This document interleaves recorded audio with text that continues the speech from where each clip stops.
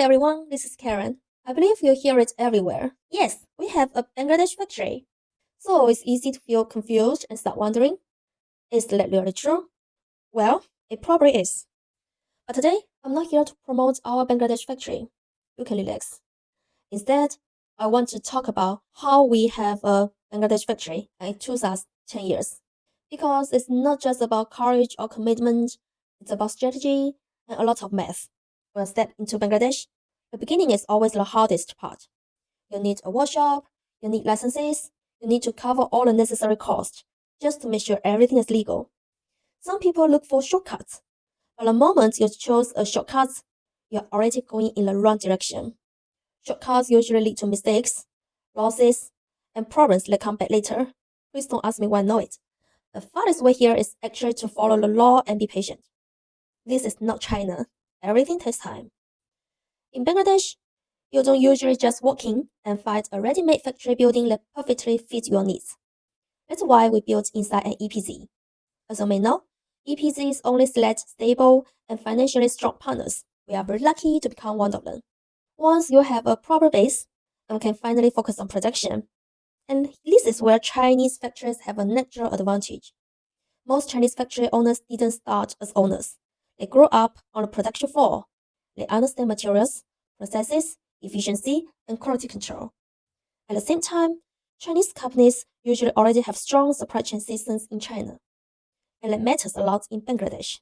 Because even today, many Bangladesh owned factories still rely heavily on materials from China. With the existing supply chain experience, the whole system simply runs very smoothly. So is everything done now? Not yet. Because besides production skills, you also need to understand people. Bangladesh is not China. You can't manage factories here with the same style. There are unions. There are clear labor frameworks. But the good part is, workers follow instructions very carefully, as long as they are written clearly. From a production point of view, they actually make things easier. They read technical files carefully and execute the work precisely. So now the factory should be complete, right?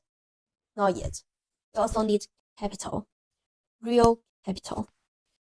Whether it's land, buildings, equipment, or people, everything requires serious upfront investment. And then there is also daily operation. Not all materials are local. Some are already in Bangladesh, some are still on the sea, and some are still being ordered from China.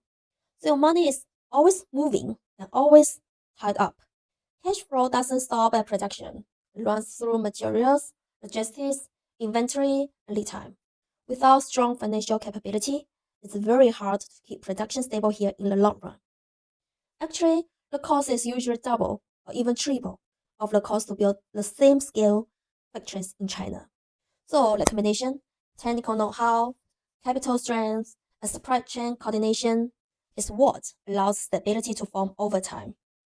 And this is where we are today. This is our Bangladesh factory. Over 8,000 workers, 90 production lines, fully automatic cutting systems, and a large number of temporary machines to keep the quality and efficiency consistent. And we are building a standard factories. We get nearly all the certificates for the audits. So none of this happened by chance.